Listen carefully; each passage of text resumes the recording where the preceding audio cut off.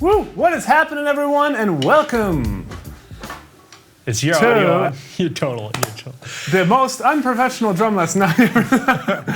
Yeah, you know, it's great to see you back behind the kit, Jared. It's good to be here. It's been about a year since you've done a live lesson. No, it hasn't. Yeah, when was the last live lesson? No, it hasn't. I've done stuff with other artists and everything. True. But it's good to see you behind the kit. It's fun to be here. Yeah, we did a poll, or we posted on Facebook. P-O-L-E? A P-O-L-E. We did a poll. You did a poll? Where we asked. What does that mean? Oh my goodness. That's why you don't. Hold on. So anyway, we asked the community, what are your top drum technique questions? Yeah. And there was a lot. Hundreds of replies. So what we thought we'd do is we'd answer the top ones. And technique, I love. I still spend lots of time on technique, and it's something that I think can have like massive changes on your drumming. And so for those of you who have seen some of the drum technique made easy stuff with Bruce Becker, you'll know that this kind of coincides with that. We want to kind of give you a little primers on there, maybe encourage you to get involved if you can. Mm-hmm. But technique, essentially the way Bruce defined it was it helps you sound like more of yourself.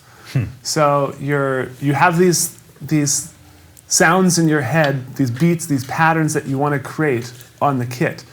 And a lot of times your mind is ahead of where your body is, your capabilities are there. And so that just really helps you become more of yourself. And so I think it can make such a dramatic change in your drumming. It's not the end all be all, but it's a big part of it.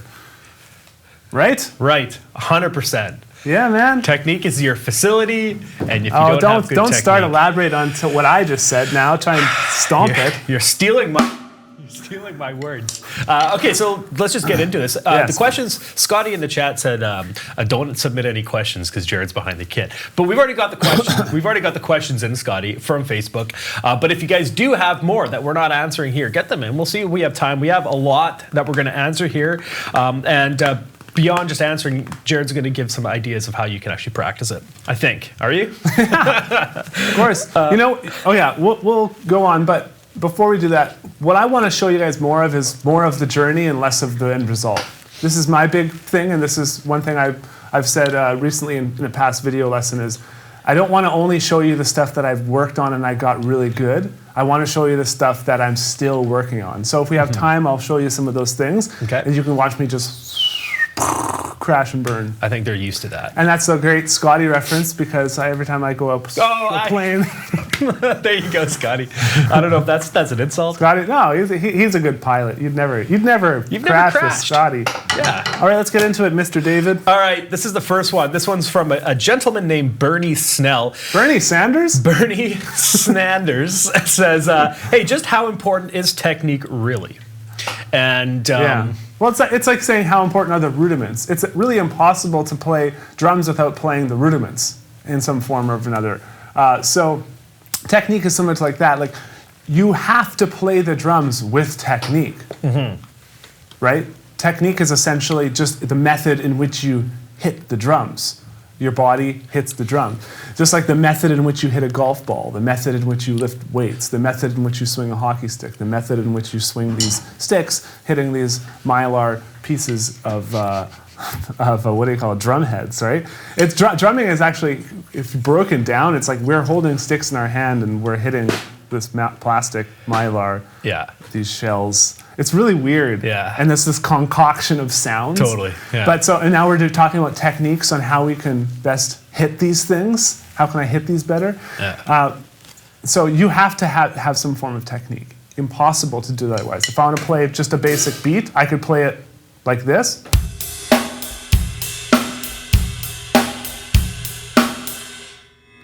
Which might have a musical application, or I can play it like this.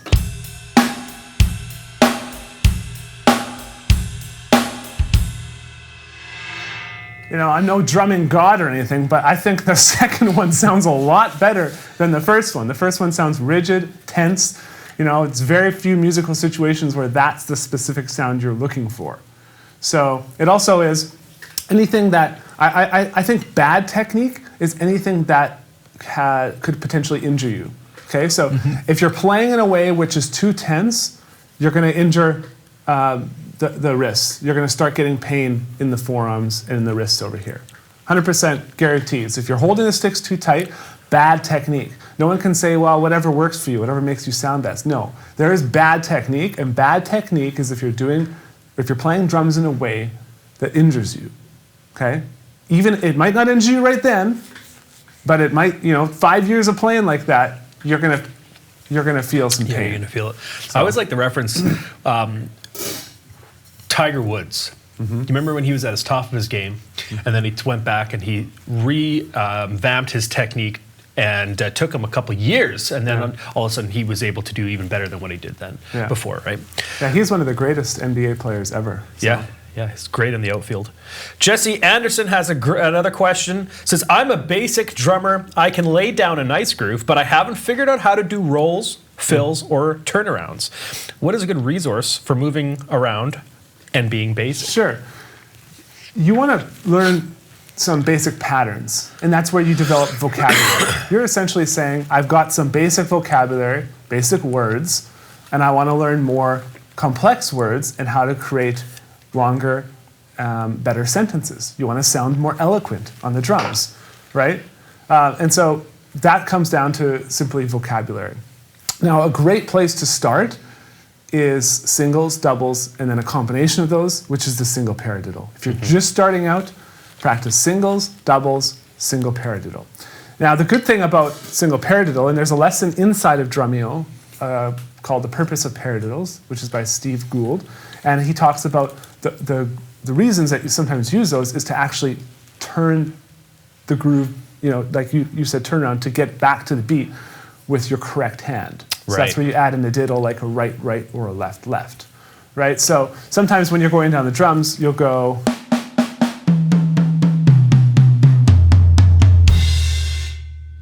right? See how I did 2 on the right because I wanted to crash with my left?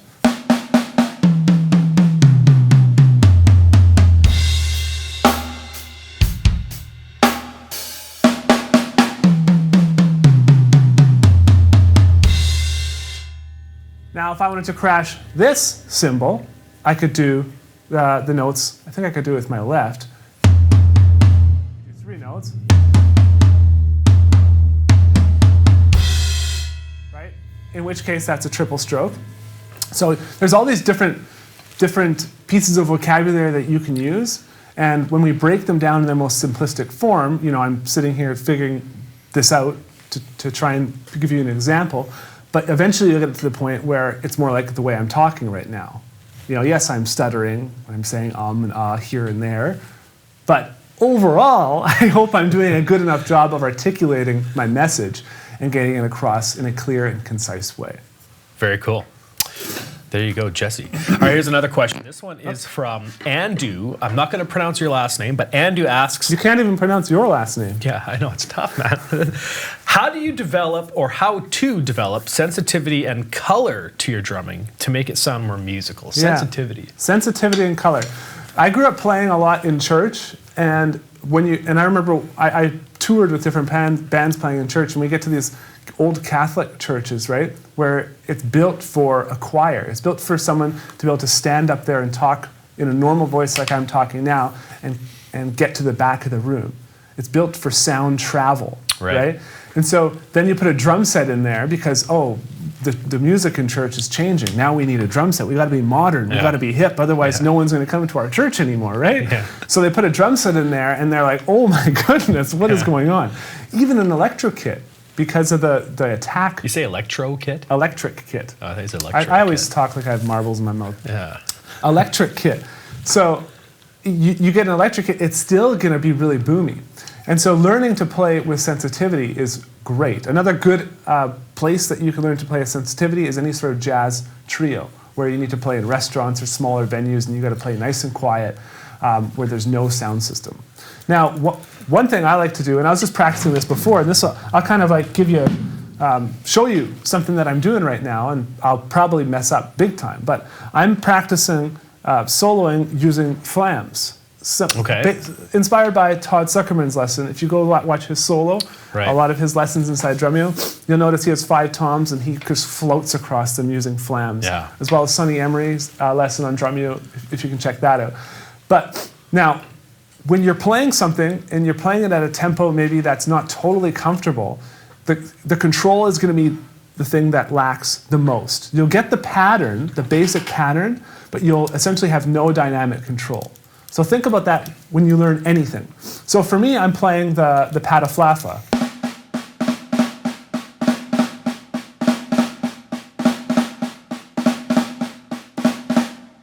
Now, when I first learned that pattern, it just sounds that. It's just one constant, like, it's like a monotone person talking. Like when Dave talks, it sounds like that. Now, as you get more comfortable with that pattern, it gives you more freedom within it to control the different strokes. And it gives you the ability to go faster. So speed is simply a byproduct of control. Speed does not come before control, right? So what I'm practicing now is I'm practicing moving this pattern around. So let me just try and biff for you all. Please biff it. And what I'm going to do is I'm going to try and practice my control by raising and lowering the volume as well as adding different accented notes within only that pataflafa, okay?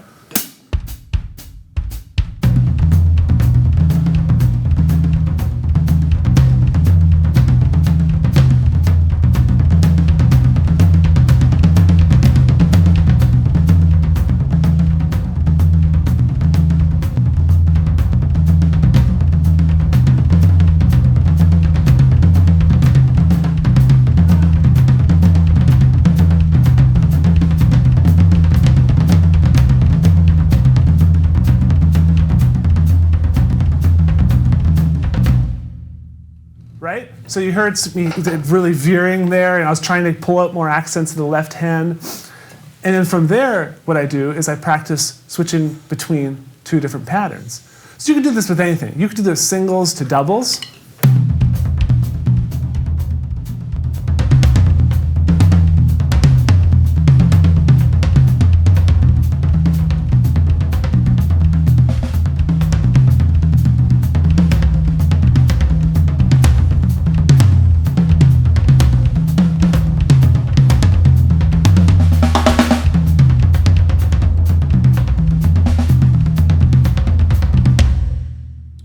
Or in my case, I do it pataflafla to flam accent because I want to learn how to string these pieces of vocabulary, the rudiments, the letters and the words. I want to learn how to create more eloquent sounding sentences on the drums with these 2 patterns. And so I start at the most basic form.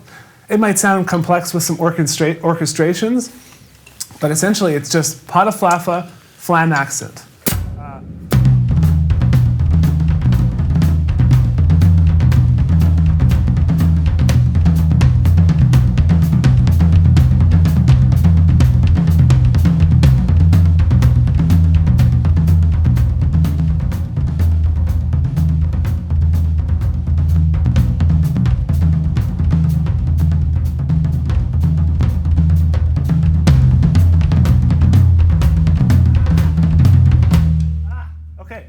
So it all fell apart there because that's where I lack is the control. I can play the pattern. And so the control only comes as you get more and more comfortable with the pattern. That was the most beautiful thing I've ever heard on the drums in my whole life. Thanks, David. Yeah. If I could pick that out and listen to it every morning, I would. Go listen to Todd Zuckerman's solo. Yeah, Todd Zuckerman. I think that solo has like a couple million views overall, yeah. and I think about 1 million of them are me.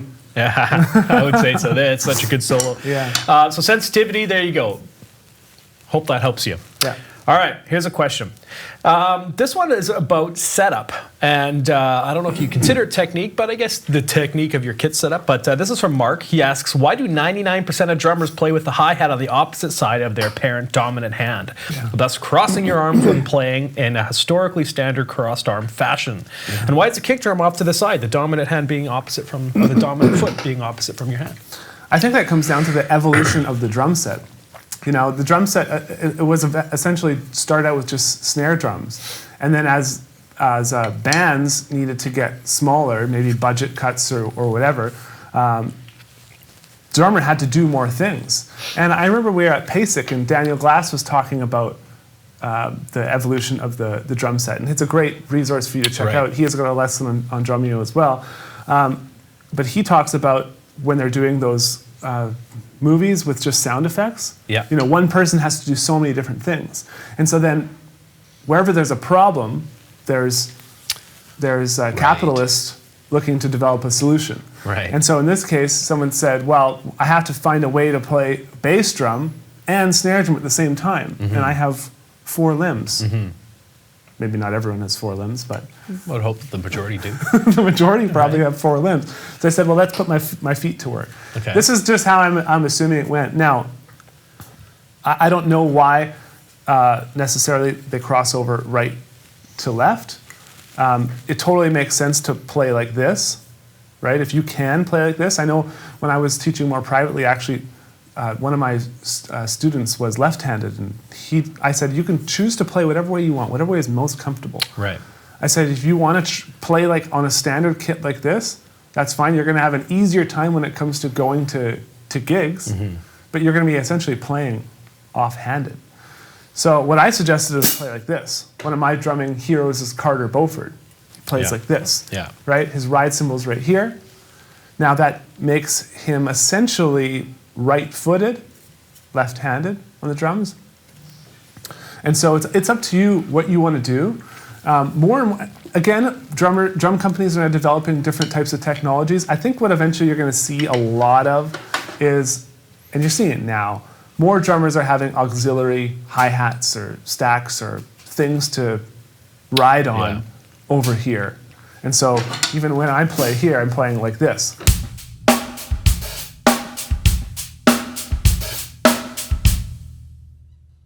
Right, so there's different tools and solutions that are coming out to kind of eliminate those issues. But I agree, it's not the most efficient. Yeah, I think you have your hi-hat locked on a hi-hat stand just because of the nature of the stand, and most people are dominant with their right hands, and that's what usually does the most work behind a kit. So maybe that's what gravitated to it. Sure. Daniel Glass knows the answer, and he's probably watching us just like, you guys are fools. It's this. This is the reason. This is why we hire professionals. Yeah. Exactly. Hey, I know some stuff, but I don't know all stuff. Okay. All right. Here's a question for you. A.R. Gadsby asks, after 34 years of playing, I'm finding that my calves and my wrist muscles are starting to seize up while playing harder and faster. So what are some good or alternative warm-up exercises for this old-timer that I can use to prevent this, as the usual techniques just aren't helping anymore? Yeah. Okay, I don't know what your usual techniques are, but I'll show you what I do for warm-ups and to try and stay loose. Now, you're going to start to tense up as soon as you start to play at a tempo or a dynamic level where you aren't comfortable with, where you lack control. Okay, it all comes back to control. And different drummers have different ranges of control. A brand new beginner drummer, try and get them to do a single stroke roll. If they tried to do that, it would sound like that because they don't have that. And so depending on where you're at, what I would say is just, if you're at, let's say, I don't know if we have a metronome here, but whatever, we don't need it. Okay. So if you're at 180, put it on 160 or 170 and practice there for an extended period of time.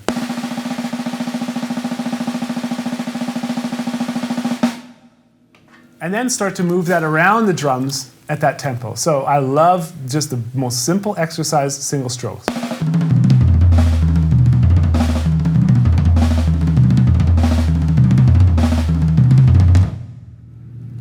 There was a time that it was, my max was,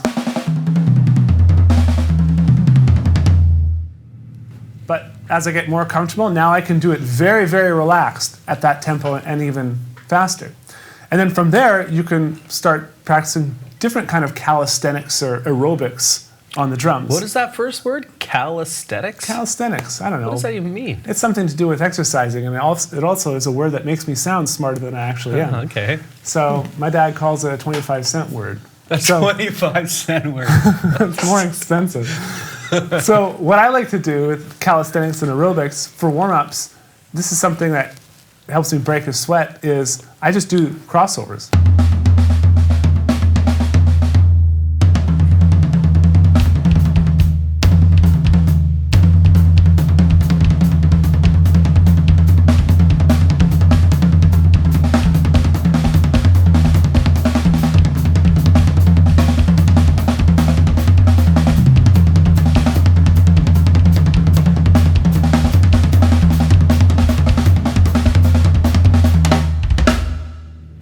So even then, I'm a little bit tired. And if I do that for an extended period of time, and I go to play something that maybe I was struggling with before within a song or whatever, you'll find it a lot easier as you're warmed up. You know what I just saw the other day, and this maybe kind of relates to this, is someone came out with this product called Big Balls for golfers. It's like a bigger golf ball. It was on Dragon's Den. And the reason people practice with a bigger golf ball is because if you do that for whatever 30 minutes, you go back to a smaller golf ball, same size hole. Right. It seems a lot easier. They did it with basketballs too. They gave some basketball players a bigger basketball. But the hoop? How do they get through the hoop? Well, it just fits. And then they practice with that for a long time, and then you go out and you shoot with a normal side basketball, and it's like shooting a basketball into a hula hoop. Yeah. It seems so it's just like practicing with bigger sticks. Exactly. Sticks, huh? So you could also consider something like that. Well, Mr. Gadsby, you've been playing for 34 years. That's almost longer than Jared's been alive. Bruce Becker's been playing for years himself, and he's great. He's feeling great when he plays. So he's got some great tips for you as well. Casey Christensen says, hey, should the fulcrum of my drumstick balance on my first or second finger for matched grip? And also, should my pinkies be wrapped around the drumstick or just touching them for matched grip? Okay. This is something that there might be some differences of opinion on. Again, bad technique is one where you're playing in a way that injures yourself. Okay? If you're playing something that's not necessarily molar or not necessarily correct finger technique, but everything is still feeling good and comfortable, that's fine. If you're really struggling to get speed or fluidity, well then you should study molar, really get what Bruce says, get comfortable with the choreography of what you're doing, which has a huge effect on the final outcome, and that's all within the course. But when it comes to the stick grip, so what I was taught is two different things. Number one was this as my fulcrum, okay? I believe Mr. Taylor has got me here with the right camera angle. Now, and then my fingers wrap around. I'm able to put the stick through here, okay? So it's not like this. It's not pushed up there like that, but there's some space, okay? Nice and relaxed. Now, this is my fulcrum, and this finger right here acts more as a guide, okay? So if I play,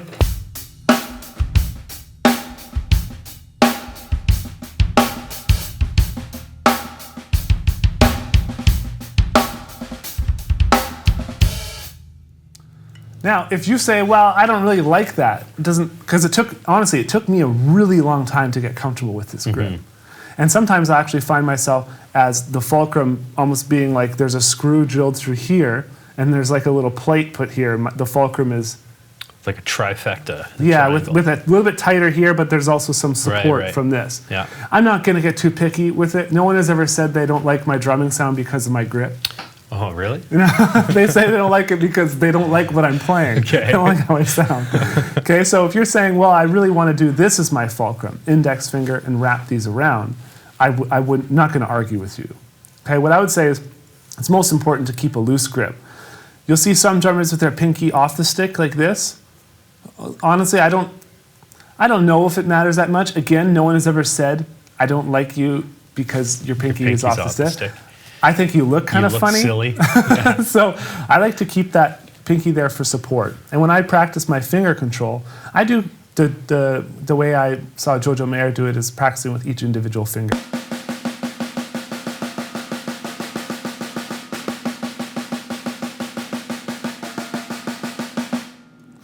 Because essentially, like the fingers are what Lionel used to tell me is they're the motors, right? They're the fine motors of the stick. And they kind of capture a lot of those little nuances and a lot of little things where if you're playing like a shuffle,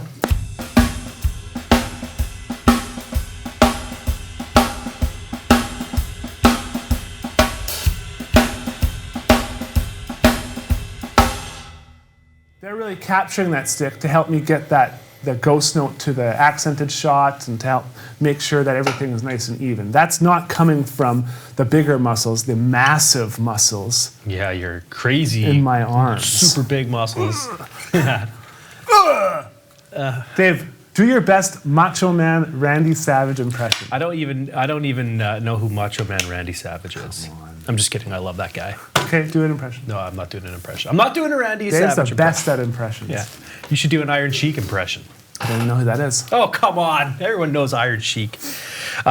Here's a question from Rick Moore. Okay. Rick. Keeping focus on drum techniques here. Yeah. After many, many years, I have been a heels up drummer my entire life. But I always respected the guys and gals who mastered the heels down playing. It seems more precise. So I wonder if I should have forced myself, or if I should force myself to learn heels down when I was a kid, or if I should start it right now. What are your thoughts? My thoughts are, what sounds are you trying to create? Your sounds will dictate the pattern or the technique, essentially, right? So let's say you play in a specific band and you play mostly like soft rock, a lot of 6/8 ballads and everything. Well, you might. Why would you ever go back to your practice room and say, I want to practice blast beats? And you have no use for them. Right. You have no use for blast beats. Maybe you just want to, and if that's the case, that's fine. But I would really question the why behind the reason you even asked the question. Why do you want to play heels down? Just because you think you should? You shouldn't necessarily have to learn every single possible technique. Totally. You should learn the most important ones. And this is where the whole YouTube generation of drummers is just getting incredibly confused, because you'll go and scavenge on YouTube, you just find all these different videos, and everyone has their own opinion, but really, who is the expert? Who's the one that's kind of, saying, here's what you actually need to learn. And then, yes, if you want to go and explore, go do that. Yeah. That's what I love about the stuff we did with Bruce Becker, is he kind of pinpoints in what you need as your baseline foundation, and then everything else outside of that, you can just go and explore. For me, this is the technique I use on the bass drum. So you can just flick to that camera.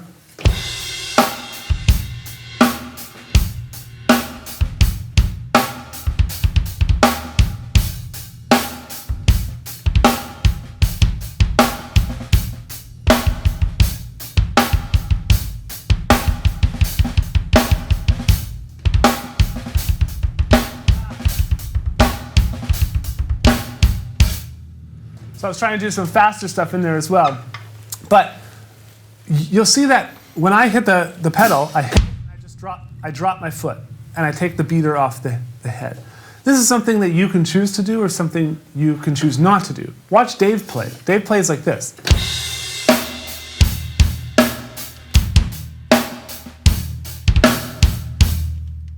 He hits the bass drum so hard, it just demolishes the head every time, but it sounds good when he plays it. So I'm not going to say he needs to not bury the beater or he needs to play or practice heel down. For his music that he plays, I think you feel like you're got the right technique.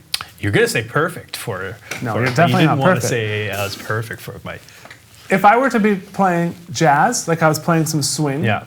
It's just some warming up here, I was doing more heels down, because lifting my leg and then really feathering that bass drum is a lot harder for me.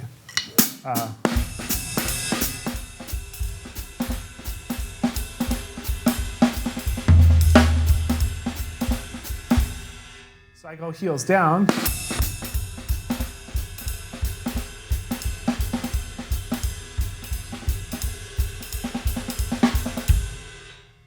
And I find I have a little bit more control. I can go a little bit softer. It's just like if I play really soft on the snare, I'm using different muscles and I'm using a different technique than if I play it really loud. right? So more fingers when it's soft, more wrists and arm when it's loud. Same thing with the bass drum. If you need to play soft, experiment with different techniques. Very cool. Now that we're on the bass drum train topic, the bass drum train, here's a question about heel toe. Okay. You have done a lot on the heel toe. Yeah. This member is named Corey. Corey says, I'm currently struggling with the heel toe method. Now, what are some good exercises to help this? Or is it really just something you have to keep doing and failing over and over and over until you get it down? What I found is that when I analyze videos of people doing heel toe technique, it usually takes me like 5 seconds or less to figure out exactly what's going wrong. Mm-hmm. And what happens with most people is they'll put their foot on the pedal like this and then they'll go. And they're like, well, it's not working. Yeah. Right? Yeah. And I said, well, you missed the most important thing. With heel toe, the most important thing is the starting point and then the reset point. The starting point is this. The beater is on the head, the heel is in the air, the tip of my foot is at the top of the pedal. This is the starting point. If this is not your starting point when you're trying it, figure it out. Then the next thing is I drop my foot and I roll back up into, again, the reset position or again, the starting point. Now play it faster.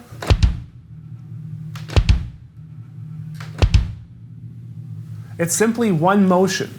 And then you can control how many hits the beater is hitting on the bass drum head by the speed of that motion, by that rocking motion.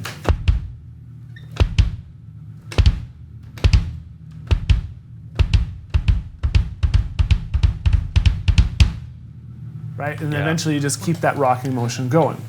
When it comes to exercises for this technique, the best one I have found is just play 8th notes on the hi-hat and fill it in with the 16th note triplet partials on the bass drum. That sounds really overly complex. Yeah. 16th note triplet partials. How do I count 16th note triplets? Lots of 25-cent words from you today, hey? Okay, so all it is hi-hat, bass drum, bass drum. And then hit the snare drum on counts 2 and 4.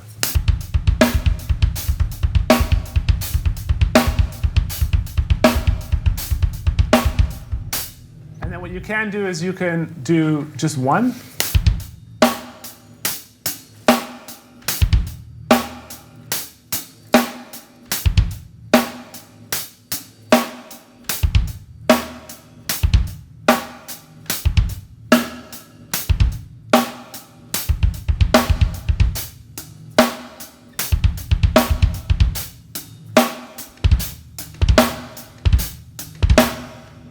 And those are 30-second notes at the end. Yeah. But that's the best way to practice it, is just play with the hi-hat, focus on what's going on with the bass drum, and you will get it. Now in Drum Technique Made Easy, there is some bass drum stuff. It's not the main focus. I would say it's included in a lot of everything, but it's later on in the course, Bruce kind of goes through a lot of the different bass drum techniques. So. Yeah. And the one thing that we do, obviously all you guys watching on Drumeo, you know this, but we do student reviews.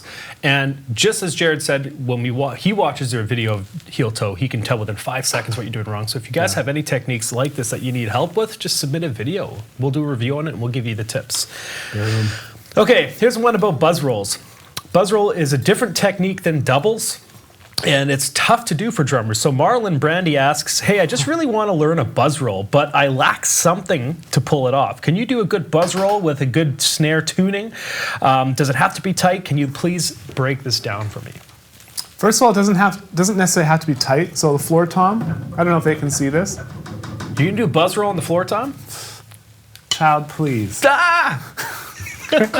So.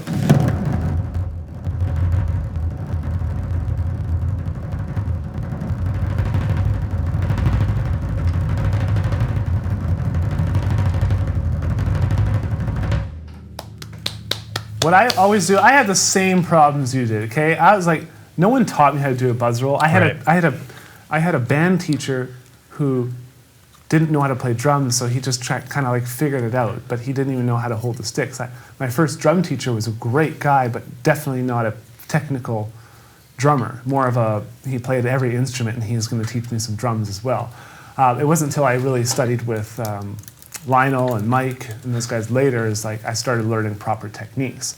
So with buzz rolls, I would suggest always start on the edge of the snare, because it's going to help really build your confidence. And really, a lot of drummers will play the buzz roll on the side. So either on either side like this. And all I'm doing with each hand, just that really fast.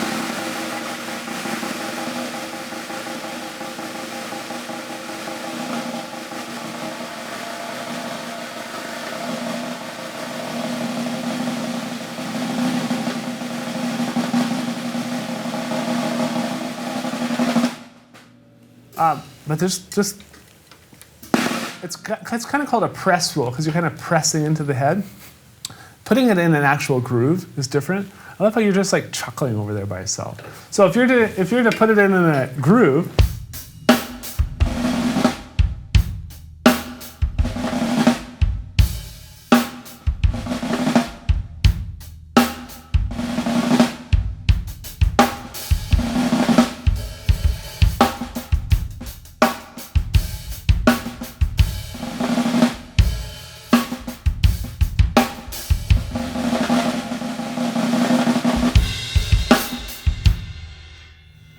not something I would consider myself expert level or expert status at, but yeah, make sure your snare is tighter to start. Go from the edges, build up your confidence. As you kind of get better and better at it, you'll be able to do it around the drums and everywhere else. Very cool. Nice job on the low tom, too. The one thing I'll add to that is I always found that you have to throw a lot of your technique, what you think about when you talk about double stroke rolls, you have to throw it out the window, because you press down a little bit harder on the stick. That's why they call it a press roll. You have a little bit of a tighter grip. Yeah. Don't worry if you're not loose for a buzz roll. That's one thing that I had to struggle with. I'm like, well, I got to be loose. They always told me not to be tight on my sticks, but with a buzz roll, it's a little different. Yeah, that's true. We got one more here, and then we'll get to some from the actual members that are watching live. This is from Francisco. Asks, and this is a good one. So how do you... Francisco Badillo, how do you self-diagnose when you have bad technique? I'm currently feeling shock through my right thumb, down my arm whenever I hit the crash. So how do you know if your technique is bad? Okay, that's terrible if you're actually experiencing that. So there's a few different ways. Number one, great private teacher, okay? Number two, get connected in a course like Drum Technique Made Easy. Hate to sound like a salesperson, but you could submit a video and me and Bruce are going through all the questions and stuff together. And so I can just provide you with feedback there. Number three, if you're a Drumeo Edge member, you're already watching. Submit a video for student review. You'll get someone here from Drumeo, whether Ruben, Dave, Mike, will be able to review your video and tell you what's happening. Now you asked how to self-diagnose, okay? Now that's if you can't do any of those things, which I know, since you're watching this video, you're already an Edge member. I know you have the opportunity at your fingertips, and you likely have the opportunity to film yourself, so I'm pretty confident you can get feedback and the help you need.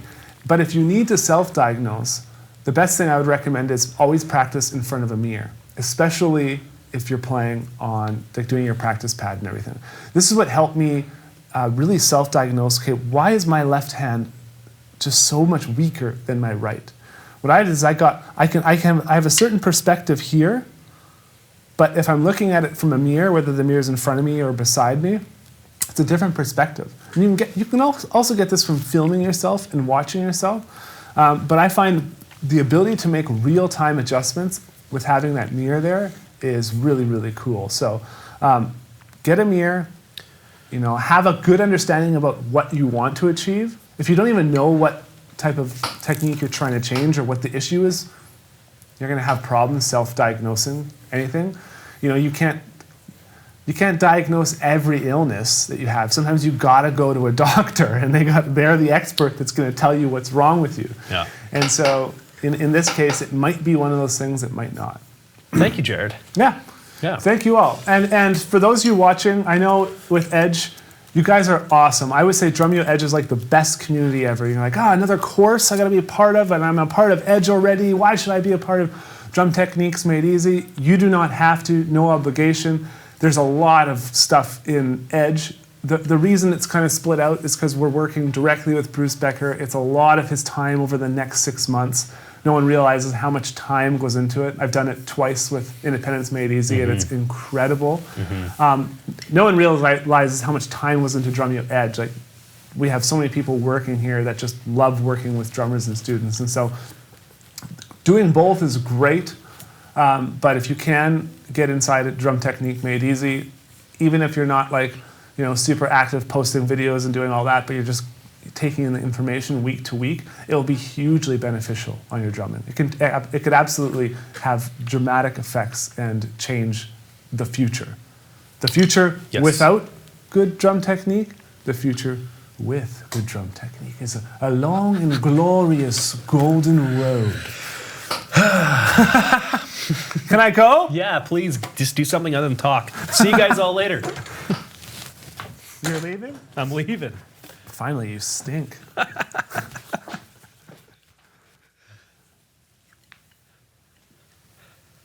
Oh, I turned it off. So one sec, Taylor. My bad.